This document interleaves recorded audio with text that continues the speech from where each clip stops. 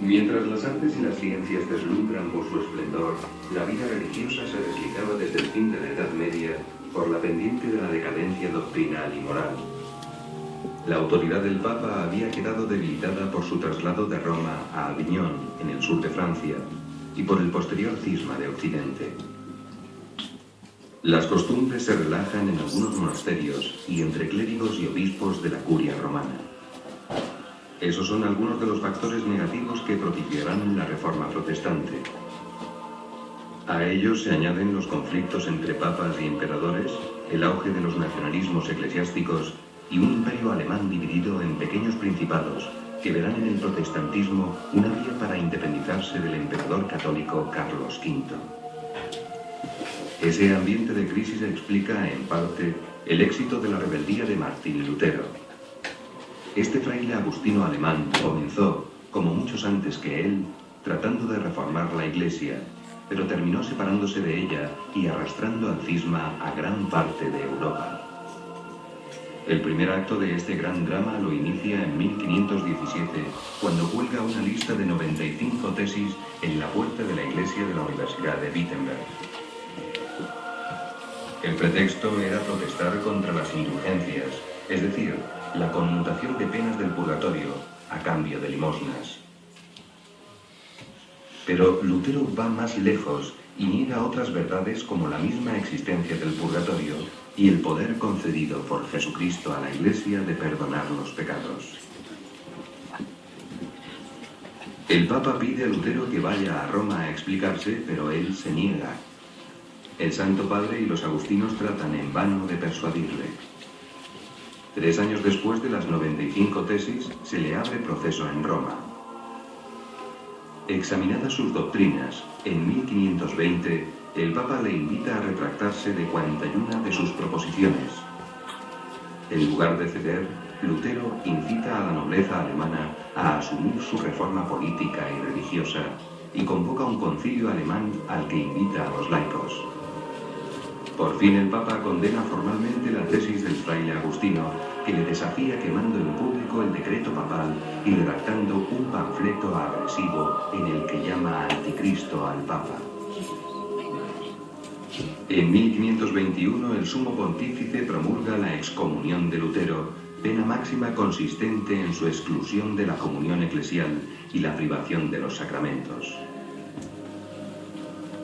Así concluye el segundo acto del drama, que tendrá más tarde episodios sangrientos. En el fondo de la arrogante actitud de Lutero subyace su angustia frente a la muerte y la salvación de su alma. Sus tentaciones contra la castidad y la obediencia le hacen sentirse en pecado habitual. Esto le lleva a negar la libertad en el hombre para obrar el bien, pues imagina que el pecado original ha corrompido totalmente la naturaleza humana. De ahí concluye que la salvación viene solo por la fe en Jesucristo, con independencia de que las obras sean buenas o malas. Una gran pérdida para los que seguirán la vía protestante es su negación del culto a la Virgen y de los santos. Alega Lutero que Cristo es el único mediador entre Dios y los hombres, pero ignora que María es la Madre de Dios y que Él ha querido asociarla a su redención y por tanto a su mediación.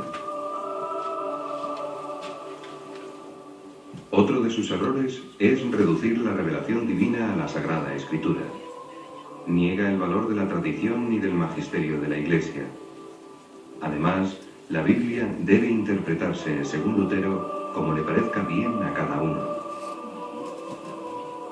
Es la doctrina del libre examen, que será el germen de la posterior división de los protestantes en un sinnúmero de iglesias y sectas. Martín Lutero priva a sus seguidores de la gracia, es decir, la ayuda divina que producen los sacramentos. De los 7 sacramentos instituidos por Jesucristo, Lutero solo reconoce 2. El bautismo, que según él solo disimula el pecado original, y la Eucaristía, que él reduce a un simple memorial de la Cena del Señor. No entiende que la misa es la renovación incruenta del sacrificio de Jesús en la cruz. La herejía luterana se difunde rápidamente con el apoyo de muchos de los príncipes alemanes que se enriquecen incautando los bienes de la Iglesia Católica y refuerzan su independencia frente a su legítimo emperador Carlos V. La reforma deja de ser una cuestión solo religiosa para convertirse también en un enfrentamiento político y militar. Carlos V convoca a Lutero a una entrevista y fracasa. No ve pues más solución que someter con las armas la herejía luterana y, a la vez, la desobediencia de los príncipes. Comienza así una larga serie de guerras. El emperador vence a los protestantes en Mühlberg, pero más tarde es derrotado en Innsbruck. Finalmente llega a un inestable acuerdo de paz en la Segunda Dieta de Augsburgo, en 1555, por el cual cada región seguirá la religión de su príncipe. Poco después, agotado por tantas luchas, el emperador Carlos V se retira al monasterio de Yuste, donde muere en 1558. Las guerras de religión seguirían asolando Europa hasta la paz de Westfalia en 1648.